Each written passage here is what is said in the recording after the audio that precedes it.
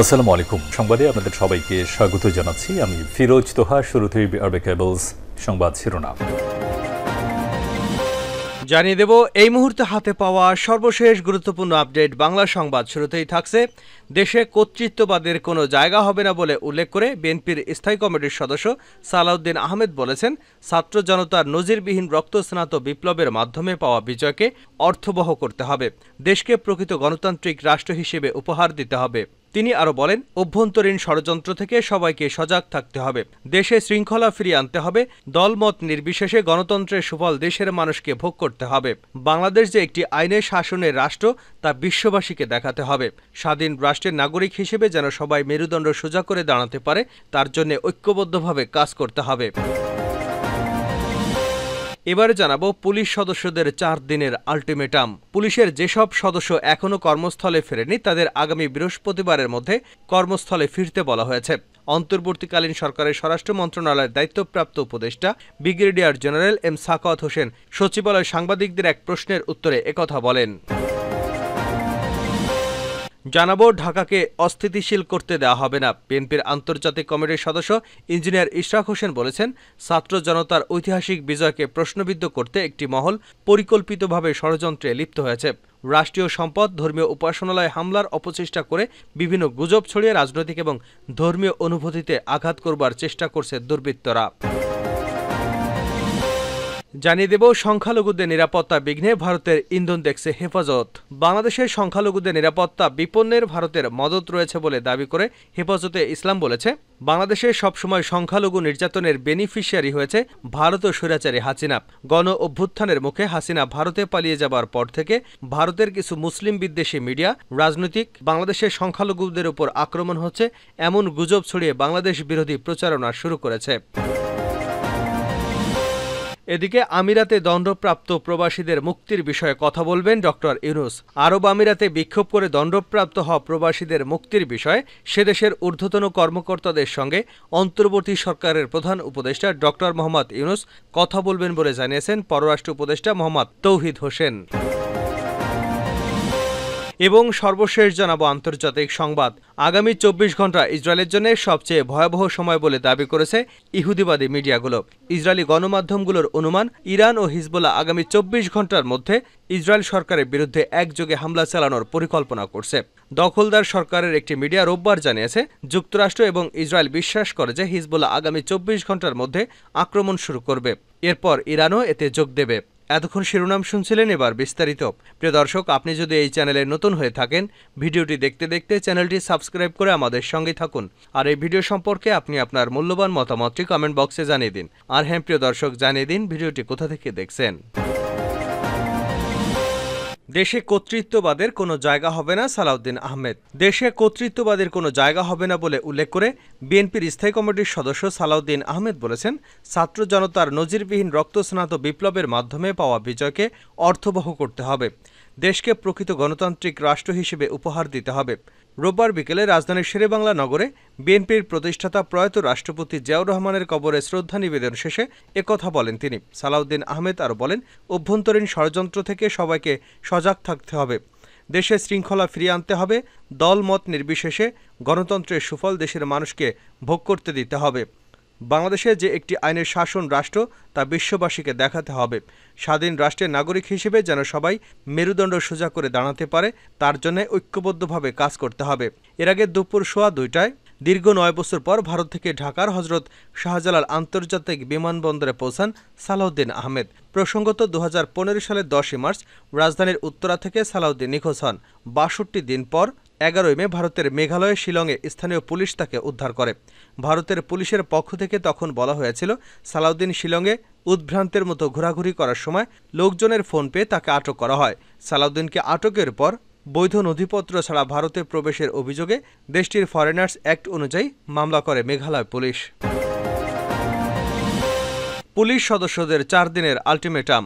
পুলিশের যেসব সদস্য এখনও কর্মস্থলে ফেরেনি তাদের আগামী বৃহস্পতিবারের মধ্যে কর্মস্থলে ফিরতে বলা হয়েছে।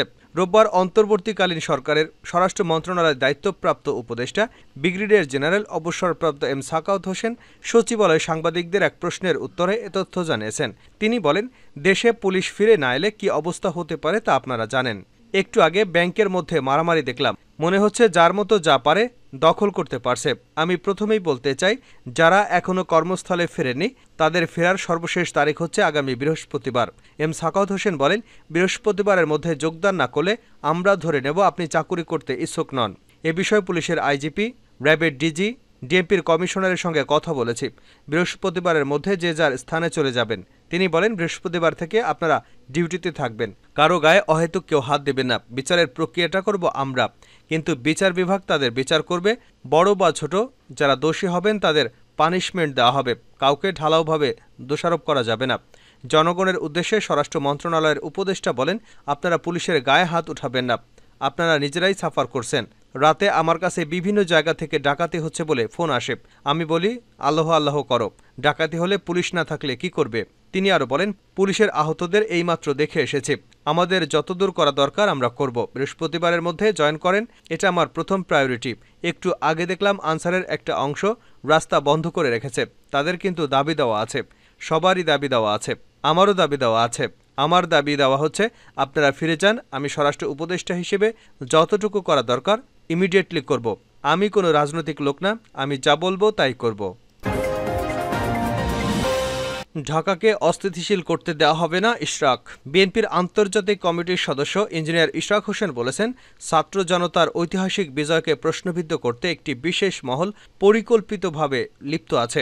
রাষ্ট্রীয় সম্পদ উপাসনালয়গুলোতে হামলার অপচেষ্টা করে, বিভিন্ন গুজব ছড়িয়ে রাজনৈতিক ও ধর্মীয় অনুভূতিতে আঘাত দেবার চেষ্টা করছে দুর্বৃত্তরা। তিনি বলেন, শেখ হাসিনার পতন হলেও তার দোসররা নানা রকম চক্রান্তে লিপ্ত হয়েছে, বিভিন্নভাবে ধর্মীয় উপাসনালয়গুলোতে নাশকতা সৃষ্টি করে সর্বসাধারণের গ্রহণযোগ্য এবং বাংলাদেশের সবচেয়ে জনপ্রিয় দল বিএনপিকে দায়ী করবার ষড়যন্ত্র চলছে। আমরা জনগণকে সঙ্গে নিয়ে সব ধরনের নাশকতা প্রতিহত করতে প্রস্তুত রয়েছে। ইশরাক বলেন, গণতন্ত্রের জন্য দীর্ঘ সময়ের আন্দোলন যে সফলতা আমরা পেয়েছি তার মর্যাদা ধরে রাখতে হবে। একটি সুষ্ঠু নির্বাচনের মাধ্যমে গণতান্ত্রিক সরকার প্রতিষ্ঠার জন্য সবাইকে ধৈর্য ধরতে হবে। দেশ রক্ষায় নিজেদের ত্যাগকে একটি আধুনিক এবং উন্নত গণতান্ত্রিক সরকার গঠনে উৎসর্গ করতে হবে। বিএনপির প্রতি মানুষের প্রত্যাশা অনেক, জনগণের প্রত্যাশাকে সম্মান জানিয়ে নিজের লোভ হিংসা পরিত্যাগ করতে হবে। বিএনপি একটি শান্তিপ্রিয় দল, দেশের শান্তিপূর্ণ পরিবেশ ফিরিয়ে আনতে বিএনপি নেতাদের দায়িত্ব পালনের আহ্বান জানাচ্ছি। সংখ্যালঘুদের নিরাপত্তা বিঘ্নে ভারতের ইন্ধন দেখছে হেফাজত। বাংলাদেশের সংখ্যালঘুদের নিরাপত্তা বিঘ্নকরণে ভারতের মদদ রয়েছে বলে দাবি করেছে হেফাজতে ইসলাম বাংলাদেশ। রবিবার সংবাদ মাধ্যমে পাঠানো এক বিবৃতিতে এ দাবি করেছে এই সংগঠনটি। বিবৃতিতে হেফাজত ইসলামের আমির আল্লামা মহিবুল্লাহ বাবুনগরে ও মহাসচিব আল্লামা সাজিদুর রহমান বলেন, বাংলাদেশের সবসময় সংখ্যালঘু নির্যাতনের বেনিফিশিয়ারি হয়েছে ভারত এবং স্বৈরাচারী হাসিনা। গণঅভ্যুত্থানের মুখে হাসিনা ভারত পালিয়ে যাবার পর থেকে ভারতের কিছু মুসলিম বিদ্বেষী মিডিয়া এবং রাজনৈতিক বাংলাদেশের সংখ্যালঘুদের উপর আক্রমণ হচ্ছে এমন গুজব ছড়িয়ে বাংলাদেশ বিরোধী প্রচারণা শুরু করেছে। সেটার প্রভাব হিসেবে এদেশের সংখ্যালঘুদের মধ্যে ভীতির সঞ্চার হয়েছে। এসবের নেপথ্যে ভারতের ইন্ধন রয়েছে বলে আমরা মনে করি। তিনি আরও বলেন, পলাতক শেখ হাসিনাকে আশ্রয় দিয়ে ভারত আবারও প্রমাণ করে তারা শেখ হাসিনার মতো একজন ফ্যাসিস্ট স্বৈরাচারকে ১.৫ দশক বাংলাদেশের জনগণের ইচ্ছার বিরুদ্ধে ক্ষমতায় টিকিয়ে রাখতে সাহায্য করেছিল। ভারতের এমন বিতর্কিত ভূমিকা বাংলাদেশের জনগণকে খেপিয়ে তোলে এবং ভারত বয়কটের প্রচারণা বাংলাদেশে ব্যাপকভাবে জনপ্রিয়তা অর্জন করে।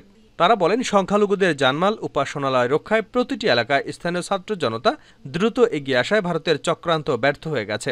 আমাদের দেশের সংখ্যালঘুদের নিরাপত্তা আমরা আপামার জনগণই নিশ্চিত করেছি। এক্ষেত্রে ভারতের নাক গলানো বা আমাদের দেশকে অস্থির করে তুলতে ভারতীয় ইন্ধনের তীব্র নিন্দা ও প্রতিবাদ জানাচ্ছি।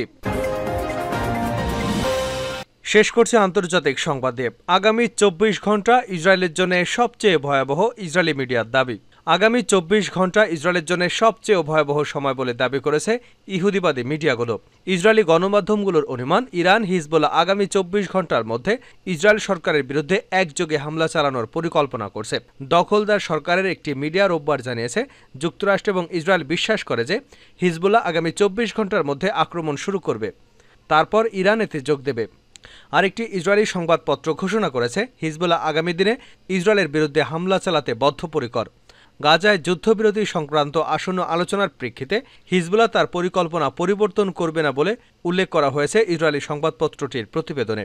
ইহুদিবাদী মিডিয়ার মতে, দামেস্কে ইরানের কনসুলেটে ইসরায়েলি বাহিনীর হামলার প্রতিক্রিয়ায় গত এপ্রিলে ব্যাপক ক্ষেপণাস্ত্র ও ড্রোন হামলা চালায় ইরান। সম্প্রতি তেহরানে হামাস নেতা ইসমাইল হানিয়াকে হত্যার প্রতিক্রিয়ায় ইসরায়েলি সরকারকে শাস্তি দেওয়ার প্রতিশ্রুতিও নিয়েছে ইরান সরকার। ইসরায়েলি সূত্রগুলো জানিয়েছে, হানিয়াকে হত্যার কয়েক ঘণ্টা আগে লেবাননের বৈরুতে হিজবুল্লাহ কমান্ডার ফুয়াদ শুকুরকেও হত্যা করেছে ইসরায়েল। এতেই উদ্বেগ আতঙ্ক আরও তীব্র হয়েছে। এদিকে সিম কাদমন নামে এক ইসরায়েলি বিশ্লেষক বলেছেন, ইরানের প্রতিশোধমূলক হামলায় এ ভয় ইসরায়েলিদের দৈনন্দিন জীবনকে ব্যাহত করেছে। ইসরায়েলি ইহুদিয়ত আহরোনট পত্রিকায় প্রকাশিত এক প্রতিবেদনে তিনি বলেছেন, ইরানের প্রতিশোধমূলক হামলার ভয়ে ইসরায়েলিরা তাদের ঘরেও ঘুমাতে পারছেন না। তিনি বলেন, একটি গবেষণায় দেখা গেছে তেল আবিবের ৪৪% বাসিন্দা পারস্য উপসাগরে যুদ্ধের সময় তাদের বাড়িতে ঘুমাতে পারেনি।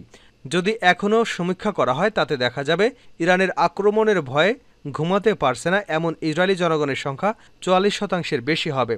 ইসরায়েলি এই বিশ্লেষক এমন সময় এ মন্তব্য করলেন যখন ইরান হামাসের রাজনৈতিক নেতা ইসমাইল হানিয়াকে হত্যার প্রতিশোধ নেবার প্রতিশ্রুতি দিয়েছে এবং ইরান ও হিজবুল্লাহ হামলার তীব্র আশঙ্কা করছে ইসরায়েলি মিডিয়াগুলো।